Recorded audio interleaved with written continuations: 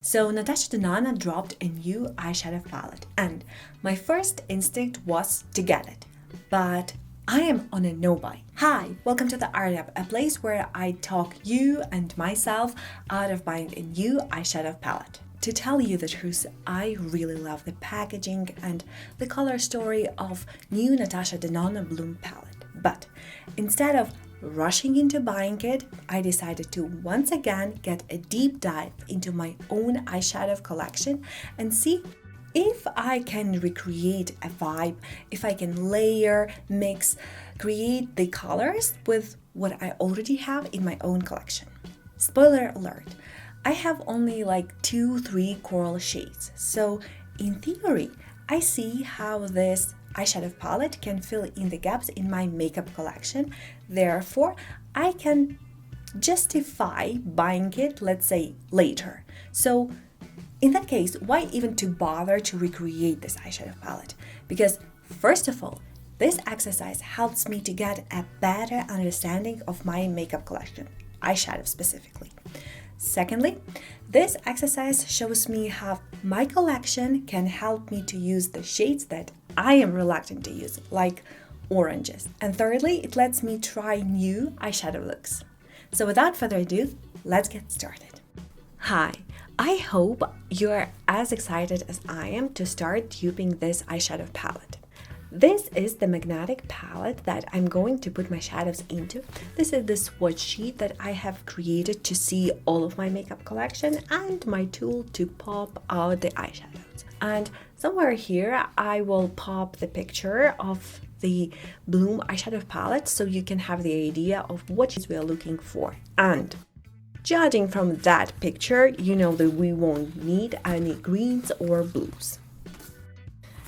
Maybe purples, grays as well. Yep. Let's start with the Florence.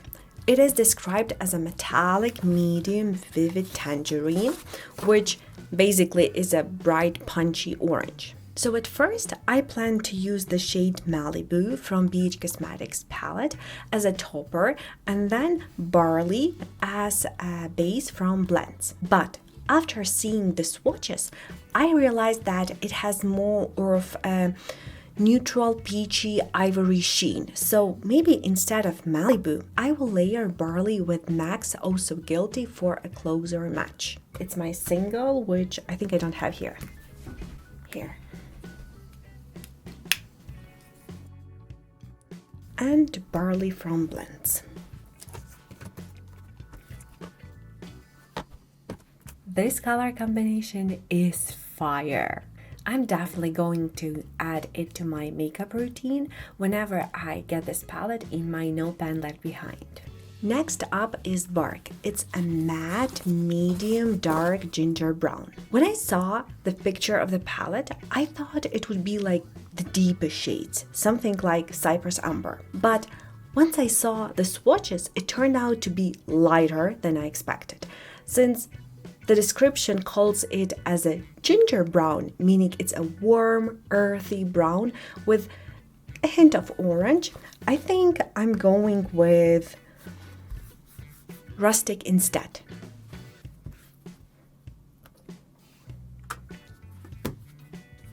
Green is a matte, light, medium, nude tangerine, which is a softer, muted orange. And as you can see from my swatch sheet, I am limited in orange-leaning shades.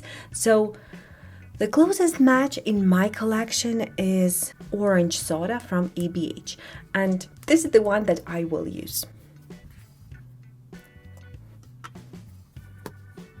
Moving on to Ren. It is a matte, medium coral pink. The most intense coral that I own is WEHO from BH Cosmetics. I think it might lean a little bit too pink. Let's see.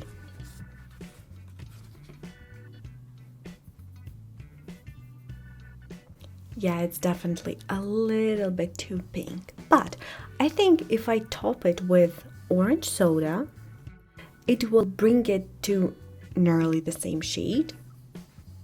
What do you think? Let's go with this option.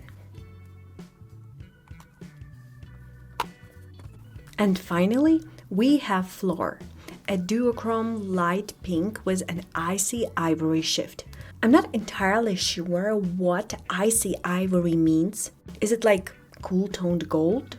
Either way, it has definitely a metallic sheen according to swatches. I think I will go with Renaissance from Cliona. I think that shade should work because it has a pale pink base and it shifts orange, peach, yellow. Maybe not a perfect match, but it definitely fits the vibe.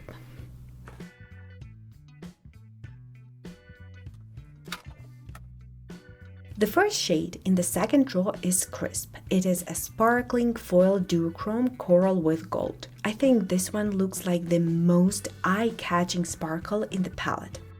To recreate it, I think I will once again reach for my Cliona eyeshadows and use incandescence. I think that's this one. Yep.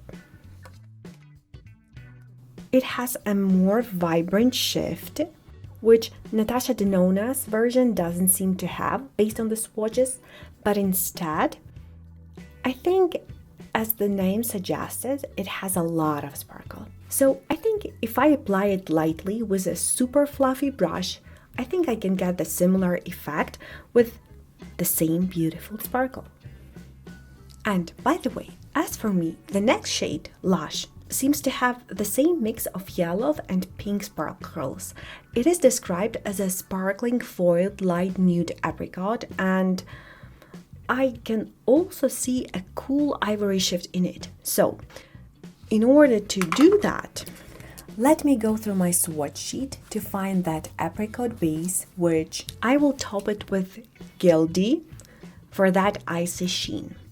And since Lush has a more apricot tone base, I think layering it with Manna from Nomad will be the best match.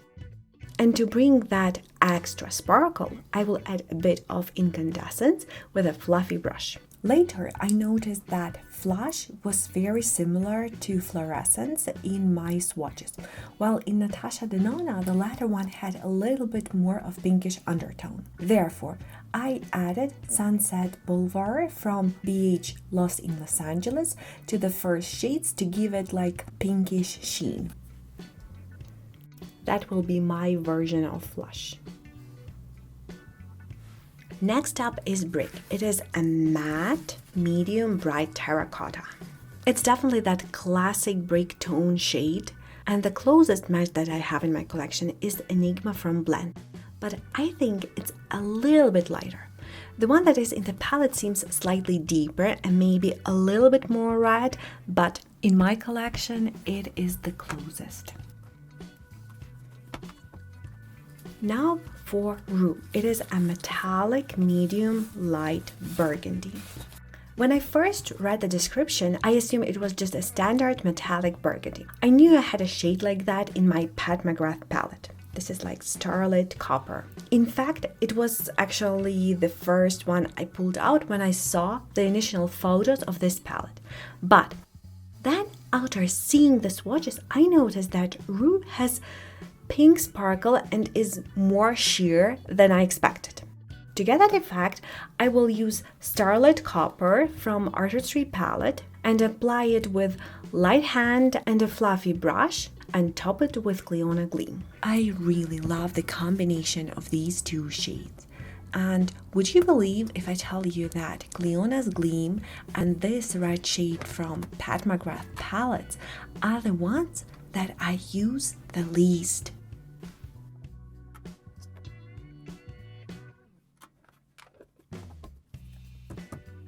Actually, as for me, Brick and the next shade, Floss, are very similar. At first, it was very hard for me to see even the difference between these two. But now it's clear. Brick is more terracotta with red undertones, while Floss leads toward a warm, dusty rose. Originally, I thought about Mulberry from Soft Glam. Even though it might look too dark, I planned to mix it with something lighter. But now, when I have seen the swatches, I can tell that maybe Sienna from Soft Glam is actually a much closer match.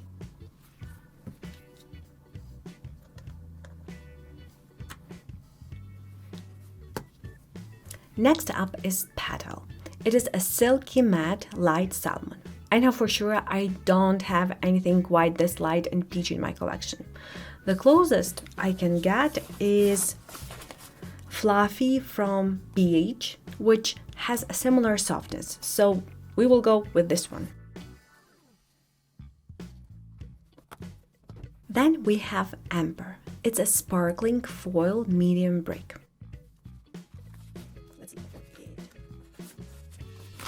At first, I was going to use Rose Gold from e.l.f., but after seeing the swatches, I realized that that shade from Pat McGrath's Starlit Copper is actually a much better match. Mine leans more satin, while the one in Natasha Denona's palette looks like molten metal. It's super reflective and super intense. So, yeah, somewhere here. Now for Robin, a silky matte medium dusty coral. Once again, when I first saw it in the pan, I immediately thought of First Kiss from Blends. But once I saw the swatches, I noticed it's actually darker than I expected. So I think layering Mana from Nomad and First Kiss will be much more similar. By the end of this section, I will show you the comparison of all the shades in Natasha Denona Bloom palette and the shades from my collection that I used to recreate it. As for the Clover, a matte dark vivid burgundy, I think my best bet is Mulberry from ABH. It has just the right touch of purpleness to match that deep, rich tone.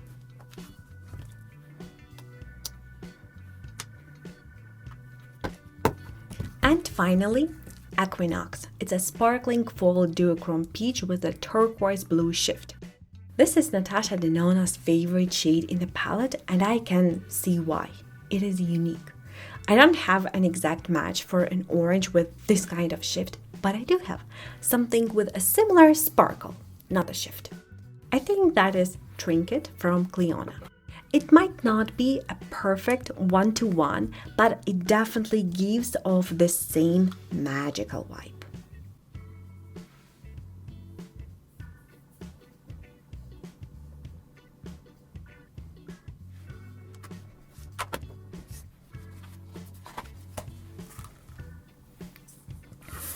And here it is, my duped version of Natasha Denona Bloom palette.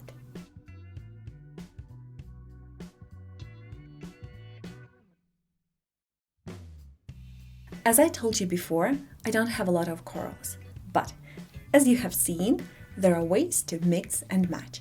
Also today, I learned how to use barley on a daily basis because before it was literally untouchable shade in that palette. Also, Starlit Copper became less intimidating and much more approachable. What I also love about each Natasha Denona release is that she always provides a lot of tutorials for makeup looks, and this is the first one that I followed.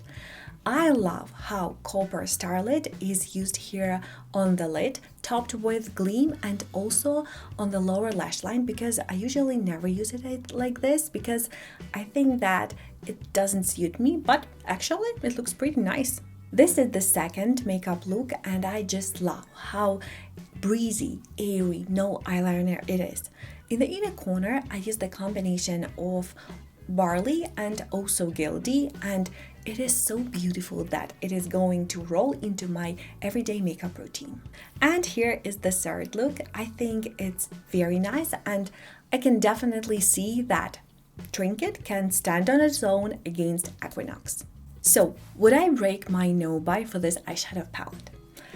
I think no, because it seems like this palette is a little bit too warm for me, and Cliona eyeshadows definitely cover the sparkly part. But that's actually me. What about you? Are you planning to pick this eyeshadow palette? Let me know your thoughts in the comment section below. Thank you so much for spending your time with me. I'll see you next time. Bye!